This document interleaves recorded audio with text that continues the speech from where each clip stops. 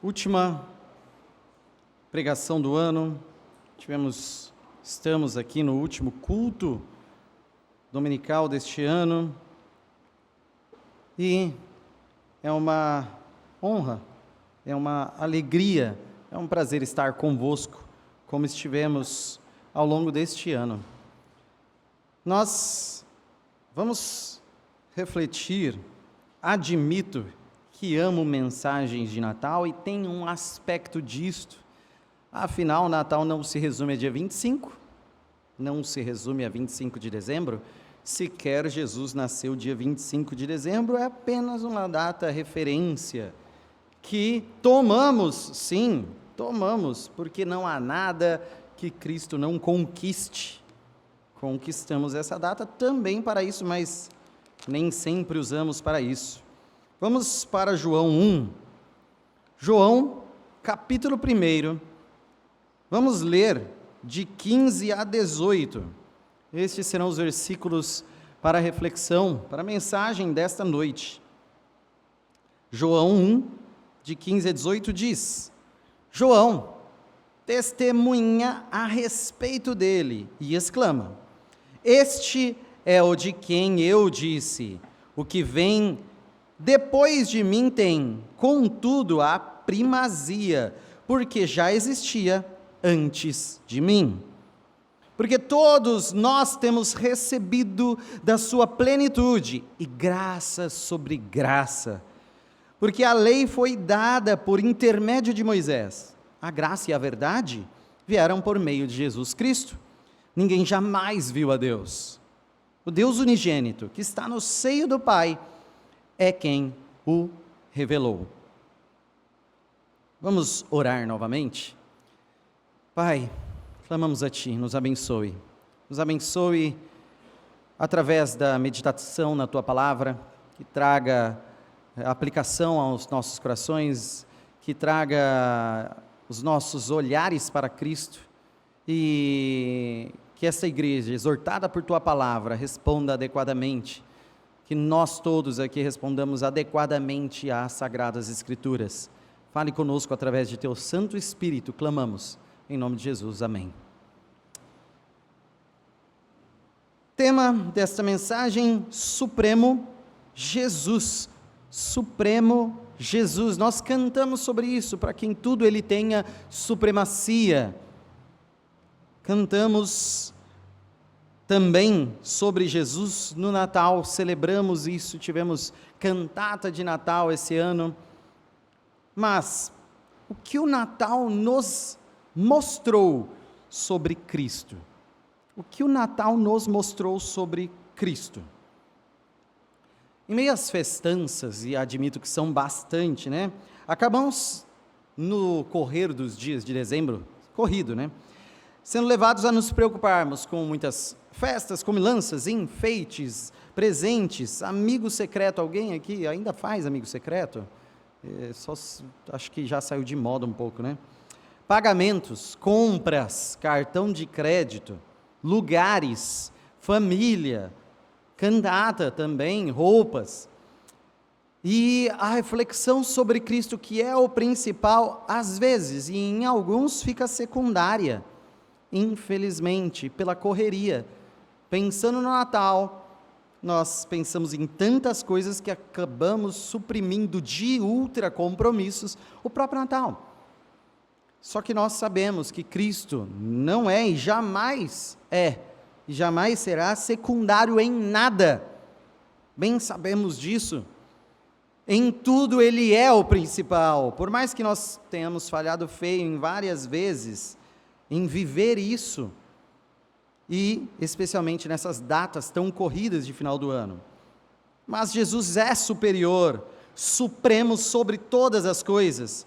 E essa é uma reflexão que no enredo do nascimento de Jesus, ou melhor, na encarnação do Verbo, contextualizando aqui em João, nós temos deste texto muito a nos contribuir para entendermos o verdadeiro lugar de Jesus, que é acima. Acima. Então João, o evangelista, que o discípulo amado, escreveu o mais amado evangelho, e talvez o mais amado livro das Escrituras. Se eu pedir um versículo que todos saibam de cor, bem provavelmente a maioria saiba João 3,16. De tanto que amam esse livro de João. E olha que interessante, o discípulo mais amado escreveu o livro mais amado. Graça de Cristo sobre ele para trazer esse registro. E neste ano também Deus nos deixou aqui, em especial me deixou, por graça, trazer sermões em João também, antes de iniciarmos Neemias. E tratamos do verso 1 ao verso 14 em alguns sermões, e pela graça de Deus pretendo seguir mais neste evangelho até quando Deus permitir. Então nós vamos refletir um pouco hoje sobre a supremacia de Jesus nestes versos. Primeiro ponto, supremo homem. Supremo homem. Vamos reler o versículo 15. João testemunha a respeito dele e exclama: este é o de quem eu disse, o que vem depois de mim tem contudo a primazia, porquanto já existia antes de mim.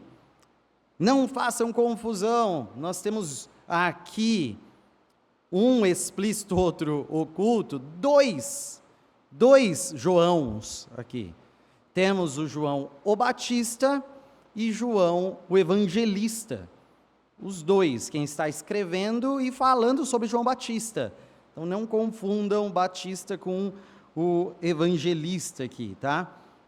Então esse início do evangelho que João escreveu aborda resumidamente todos os temas que serão revisitados profundamente ou mais profundamente ao longo do livro todo. Então, temos um prólogo aqui, um início de texto, que vai tratar dos temas importantes, uma narrativa inicial nestes versos, e estão ecoando aqui do 15 ao 18 também, a informação de quem é Jesus, como um grande propósito. Enquanto nós temos nos outros 3 evangelhos, direcionamentos diferentes nos seus princípios, principalmente a narrativa histórica e maravilhosa, gloriosa do nascimento de Jesus em Mateus e Lucas, e já a narrativa do ministério de Jesus em Marcos, João narra a encarnação com uma outra perspectiva, a do Verbo, a palavra que se fez carne, eterna, luz, vida, plena, testemunhada, rejeitada, mas salvadora. Esta palavra. Então é fácil notar aqui, se a gente leiamos o 14, e o Verbo se fez carne e habitou entre nós, cheio de graça e de verdade, e vimos a sua glória, glória como do unigênito do Pai. A sequência pareceria também perfeita se fôssemos diretamente para o 16, porque todos nós temos recebido da sua plenitude graça sobre graça. Porém, inspirado por Deus, o discípulo amado escreveu aqui sobre João Batista, nesse versículo 15, como um parênteses para dar argumento mais pesado, mais substância no argumento, para enriquecer a afirmação que ele já tinha falado desde o princípio. No princípio era o Verbo. Usando João Batista, então, na sua autoridade, usando João Batista como referência teológica aqui para dar mais ênfase no Verbo eterno. João Batista era autoridade pelo ministério que foi muito respeitado como profeta e pregador. E ele também aqui se torna referência teológica pela abordagem do testemunho dele sobre Jesus. Jesus, o seu primo, ele está falando daquele primo, Jesus, lá de Nazaré, como sendo o primeiro que ele mesmo. Então ele está reverberando o que João Evangelista tem alegado nesses primeiros versículos. Jesus é antes, mesmo sendo só agora. Jesus é antes, mesmo sendo só agora. Eterno Deus antes, se tornando homem agora. Esse é o testemunho de João o Batista, uma das 7 pessoas ao longo deste livro que testemunham que Jesus é Deus. Testemunham claramente que Jesus é Deus. São 6 homens pecadores e o próprio Jesus, homem. 7 testemunhos ao longo do livro. Então, João, o Batista, anunciou arrependimento. Pregou que o povo deveria olhar para os seus pecados com tristeza, lamento e mudança, transformação, clamando por perdão a Deus e mostrando publicamente um desejo de pureza através de novas atitudes. João Batista anunciou Jesus. Isso é especial, vários profetas anunciaram que viria o Messias, que viria o Cristo, e João teve o privilégio especial e único de, ainda na antiga aliança, ser o profeta a apontar o dedo para Jesus como Messias. Todos falaram que viria um Messias, ele mostrou quem era, ele mostrou na carne quem era o Messias. Esse é João Batista, e Jesus lhe deu ainda o privilégio de batizá-lo. Olha a honra que tem João Batista. Só que se você pensar, João Batista era 6 meses mais velho do que Jesus. Nasceu 6 meses antes do que Jesus. E isso importa para os judeus. Na antiguidade, nessa região também, era muito forte aquele sistema de maior honra aos mais velhos, como superiores. Então, mais idade, mais experiência, mais honra, mais importância. João Batista não queria destruir essa base, esse sistema, inclusive porque ele é bíblico, sobre a importância dos mais velhos. Inclusive, foi tema do Enem, porque é um problema social dos nossos dias, o desprezo crescente com os mais velhos. É problema da nossa sociedade. Naqueles sistemas antigos, onde haveria primazia e autoridade ligados à idade, o que vem antes é maior. Havia seguidores de João, havia pessoas em Judá que achavam que João Batista era maior que Jesus, também sob esse fundamento de idade. Mas o próprio João Batista testemunha que Jesus é superior. João aponta para Jesus e exclama que ele é de quem ele prega. João aponta para Jesus e diz que Jesus vem após ele. João aponta para Jesus, dizendo que Jesus é maior do que ele, porque tem a primazia por vir primeiro que ele. Que vem depois de mim, vem antes de mim. Primazia é a característica daquele que vem antes, ou seja, é anterior, é superior, é acima. Tudo isso está envolto na ideia de primazia. É o que está superior, acima, anterior. E João Batista, 6 meses mais velho que Jesus, mas Jesus é o Filho de Deus, é o Deus Filho, existe eternamente antes de João Batista, e João Batista sabia disso e testemunhou sobre isso, e por isso importa para João Evangelista registrar esse versículo 15. Jesus vem depois, diz João, porque ele encarnou. Jesus vem antes, porque ele é eterno. Assim, João dá ênfase na autoridade de Jesus, dá ênfase na prioridade de Jesus e do ensino de Jesus, obviamente.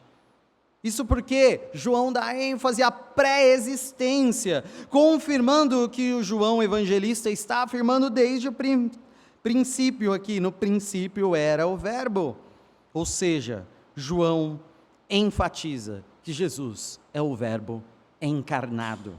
João Batista enfatiza o Natal. Precisamos aplicar isso em nossos corações. Uma primeira aplicação é: quem vem primeiro tem mais honra. Precisamos entender isso. Quem vem primeiro tem mais honra. Precisamos valorizar as pessoas mais velhas. O mundo de hoje odeia autoridade. A autoridade é opressão para o mundo de hoje em dia. Seja a autoridade dos pais sobre os filhos, a autoridade da polícia sobre o cidadão, a autoridade do professor sobre o aluno.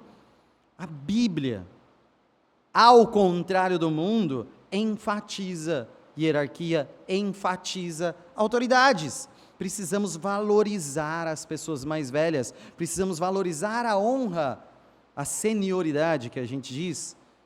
Então precisamos. A Bíblia nos ensina isso. Levítico 19:32. Levítico 19:32 diz: diante das cãs te levantarás, e honrarás a presença do ancião, e temerás o teu Deus. Eu sou o Senhor. Sob a alegação de que Ele é o Senhor, Ele está mandando, e no temor dEle, você se levanta perante os cabelos brancos, cãs, cabelos brancos.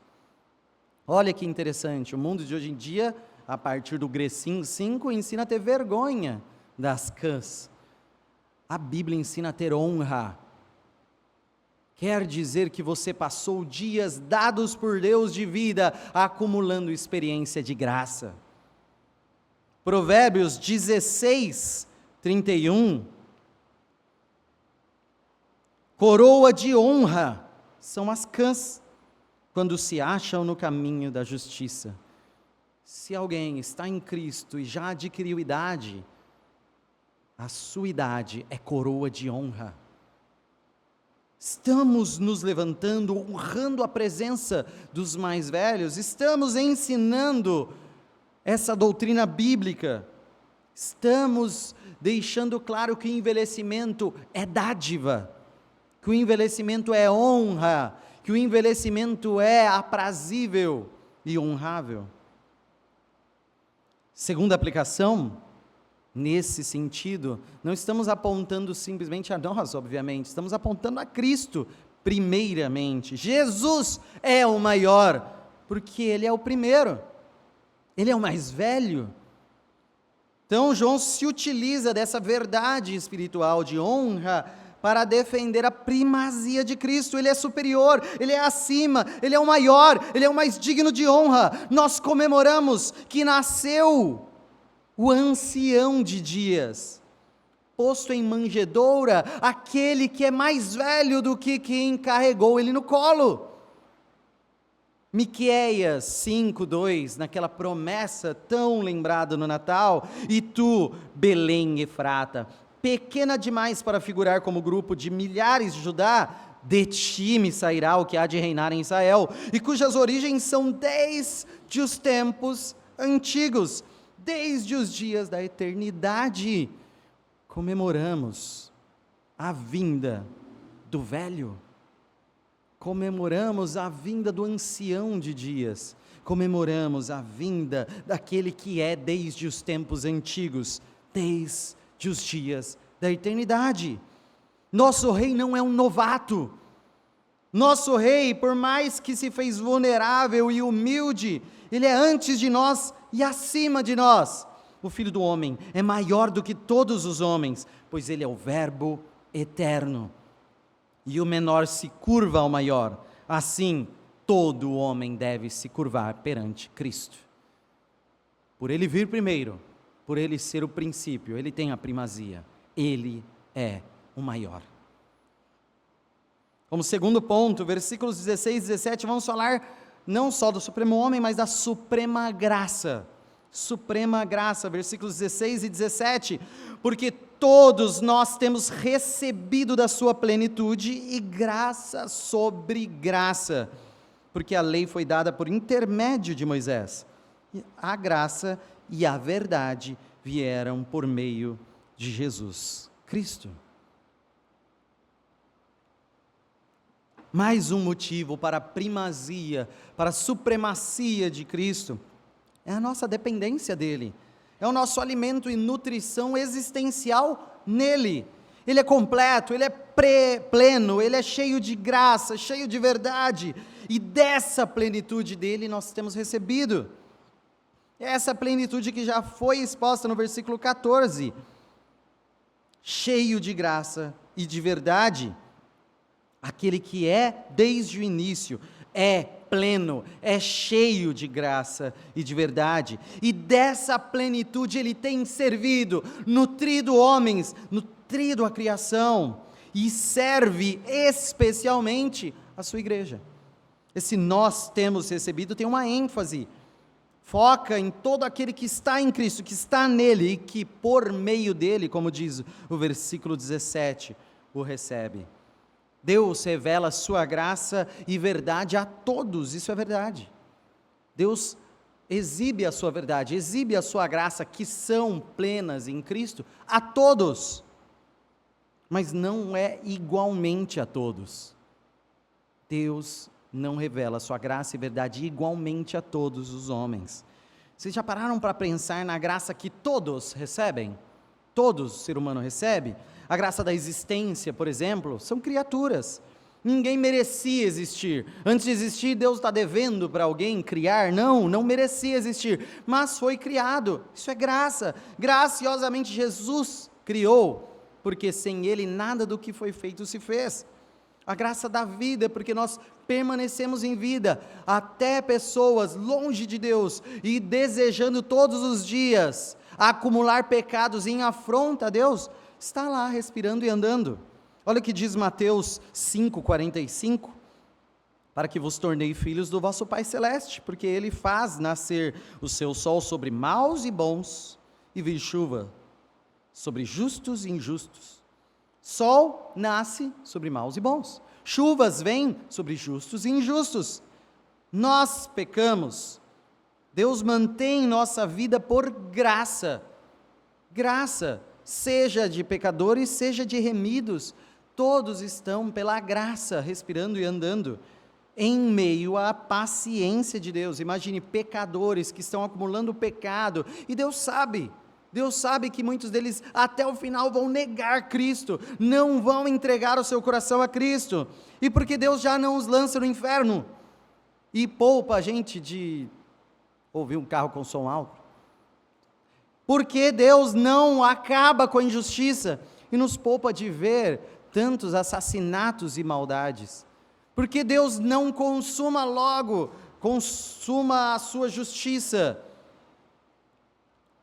porque Ele não faz isso e acaba com a história hoje, por sua paciência, Ele aguarda para punir, e isso é graça demais, porque Ele aguarda a revelação dos filhos, ou seja, o momento em que todos crerem. Tem gente que está pecando e não, está rejeitando a Cristo, mas que um dia vai crer, e Ele sabe, e Ele está aguardando todos os pecados sob a ira dEle, aguardando a revelação do último, salvo, quando todos aqueles que Deus reservou para si, crerem abaixo do tempo e da história, o tempo e a história acabarão, serão consumados, e o juízo final será realizado.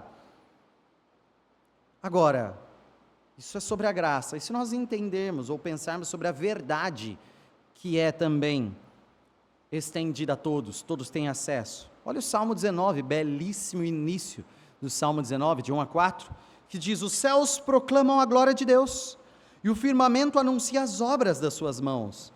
Ou seja, nos céus está exposta a glória de Deus, todos podem ver. Um dia discursa a outro dia sobre Deus. Uma noite revela conhecimento de Deus a outra noite. Não há linguagem. Vocês já ouviram a noite falando com a outra noite? Não, obviamente não há linguagem, nem há palavras, e deles não se ouve nenhum som. No entanto, por toda a terra se faz ouvir a sua voz. Sem palavras, se faz ouvir a sua voz, e as suas palavras até os confins do mundo. O mundo vê o nascer do sol, o mundo vê o pôr do sol, o mundo vê que o mundo continua, e isso é dom de Deus, e deveria revelar o Deus da glória a todo o mundo. Todos deveriam agradecer a Deus, por causa dos céus, que eles veem. Ou em Romanos 1, 19 e 20, que diz: porquanto que de Deus se pode conhecer, é manifesto entre eles, porque Deus lhes manifestou. porque os atributos invisíveis de Deus, assim como o seu eterno poder, como também a sua própria divindade, claramente se reconhecem, desde o princípio do mundo, sendo percebidos por meio das coisas que foram criadas. Tais homens são, por isso, indesculpáveis. Ou seja, toda a criação exibe Deus, atributos invisíveis de Deus, como o seu eterno poder e a sua divindade. Todos, pela criação, têm verdades que Deus está concedendo a eles. Mas, por mais que essa verdade e essa graça chegam a todos, muitos ganharam graça e verdade de revelação especial de Deus. Muitos povos existiram e existiam naquela época, mas Deus escolheu um povo para revelar a sua vontade e entregar a sua lei. É o povo de Israel.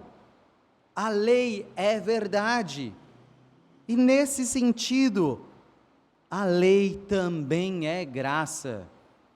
Preste atenção no que eu estou falando. A lei foi verdade e a lei também foi graça. Porém, verdade e graça que não salvam. A graça de Deus de saber o que é o pecado, a graça de Deus de entender qual é a sua vontade, o seu padrão santo, é a lei. Mas ela não salva, só mostra o pecado e mostra a nossa condenação. Precisamos de graça e verdade que salvam. Então Cristo é a verdade, Cristo é a graça que nos salva, poderoso para a salvação. Por isso temos recebido daquilo que Ele é cheio, graça e verdade. Por isso nós temos graça sobre graça, a graça de receber a lei e a graça de ser perdoado dela. Só em Jesus, nosso Senhor. A graça de mostrar o mal, mas a graça também de vencer o mal, só em Cristo. A graça que supera a graça, graça sobre graça, em Jesus Cristo. A lei graciosa foi dada por Moisés, mas graça que não salva. A lei não salva, mas a graça e a verdade mostradas em Cristo salvam pecadores. Precisamos aplicar isso em nosso coração. A graça maior é Jesus. Não há maior presente, não há maior dádiva. Cristo é a dádiva, Cristo é o presente, Cristo é o dom maior, Cristo é a maior graça. Se Deus te desse aí de ganhar a mega sena da virada aí, acumulada, sei lá, seria raso. Vocês entendem? Seria raso, seria nada. Se Deus te desse o mundo inteiro, então, seria pequeno.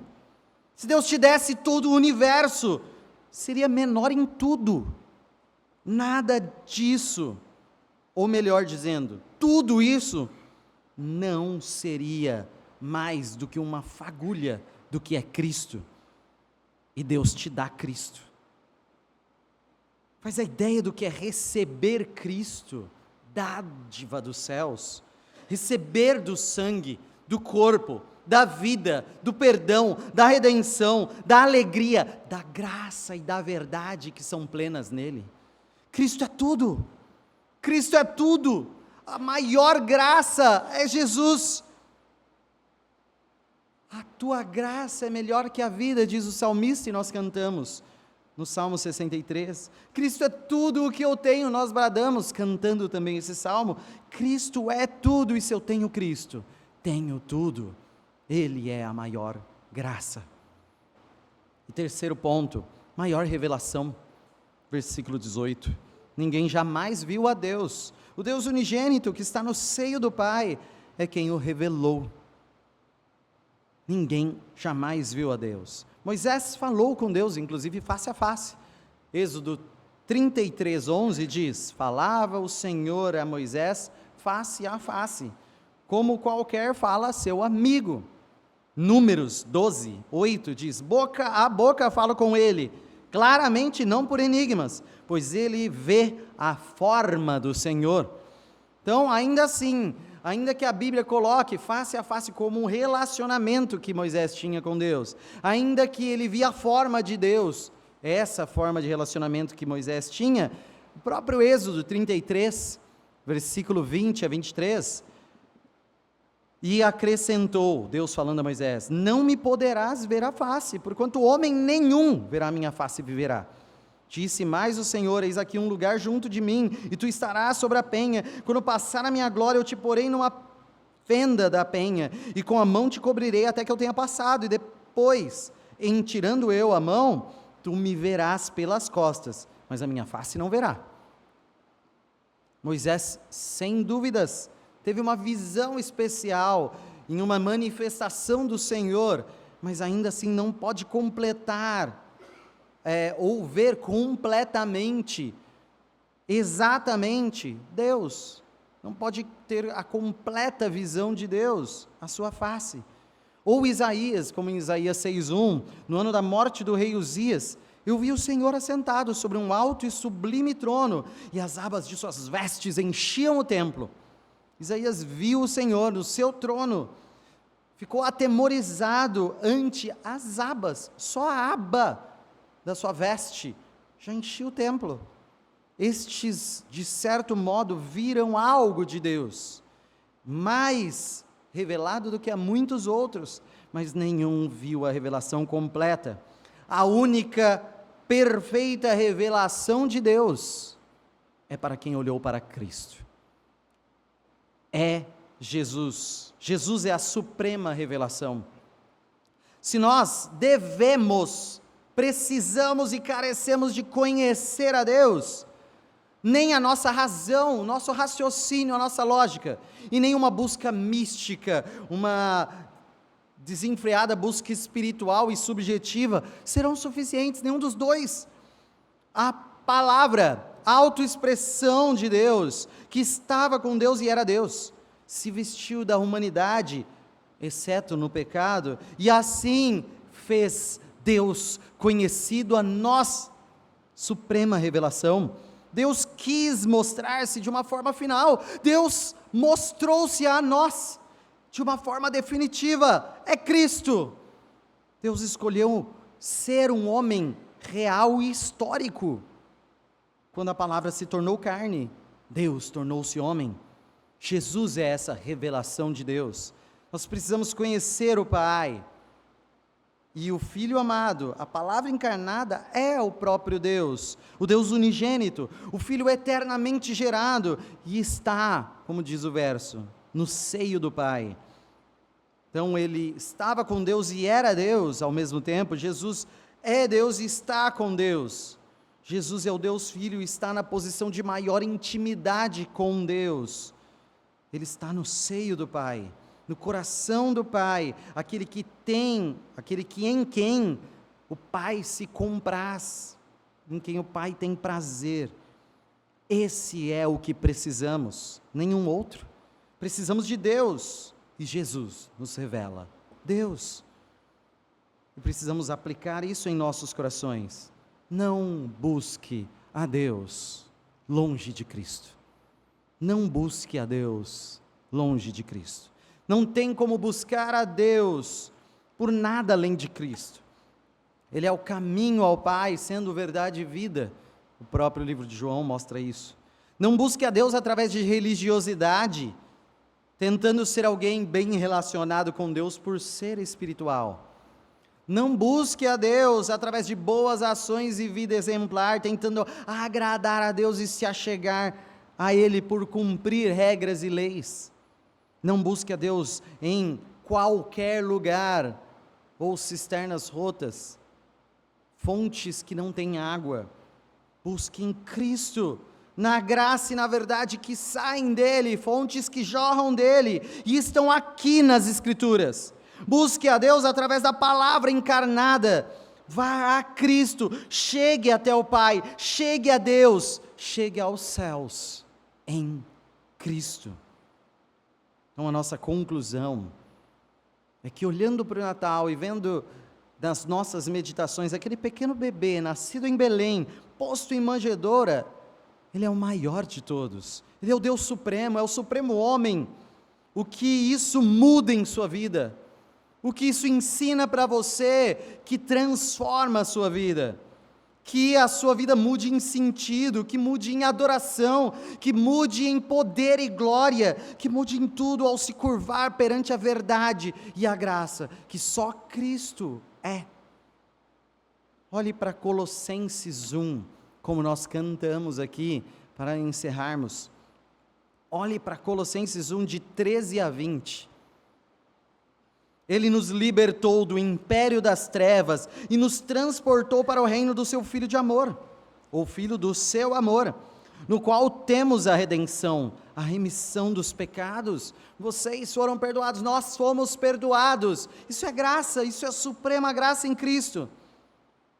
Verso 15, ele é a imagem do Deus invisível, ele é a suprema revelação, ele que traz a imagem de Deus a nós, ele é a revelação, o primogênito, primeiro de toda a criação, pois nele foram criadas todas as coisas, nos céus e sobre a terra, as visíveis e as invisíveis, sejam tronos, soberanias, quer principados, quer potestades, tudo foi criado por meio dele e para ele.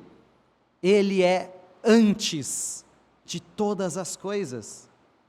Nele tudo subsiste. Tem noção da importância disso? Ele é antes de todas as coisas. Então ele é maior. Então ele é maior. Então tudo nele sub ou abaixo existe. Ele existe e nele subexiste todas as coisas. Ele é a cabeça do corpo, da igreja. Ele é o princípio, primogênito. Está focando, ele é o princípio, ele é o primogênito, o primeiro gerado dentre os mortos, para que em todas as coisas ter a primazia. Ele precisa ser acima, ele precisa ser primeiro, ele precisa vir antes em tudo. Porque aprove a Deus que nele residisse toda a plenitude. Que texto que conversa com João esse de Paulo. E que, havendo feito a paz pelo sangue da sua cruz, um Deus que sangra, nós temos um Deus que sangra, um Deus que morre, um Deus que se fez homem, um Deus que se fez homem, um Deus que vence a morte, um Deus que vence através de entregar o seu corpo para ser esmagado por nossos pecados, por meio dele reconciliar-se consigo mesmo todas as coisas, quer sobre a terra, quer nos céus. Esse é o nosso Cristo, supremo Cristo, princípio eterno, começou no tempo como homem. Jesus nasceu para nos dar salvação, nos dando a si mesmo, suprema graça. Jesus nasceu para nos mostrar a Deus, mostrar de si mesmo, suprema revelação. Jesus nasceu para, esvaziando-se, ser homem, na condição de servo, supremo homem. O Natal precisa nos lembrar sobre o supremo Jesus. Nós precisamos olhar o Cristo acima de todas as coisas, como isso transforma a sua vida. Vamos nos colocar de pé?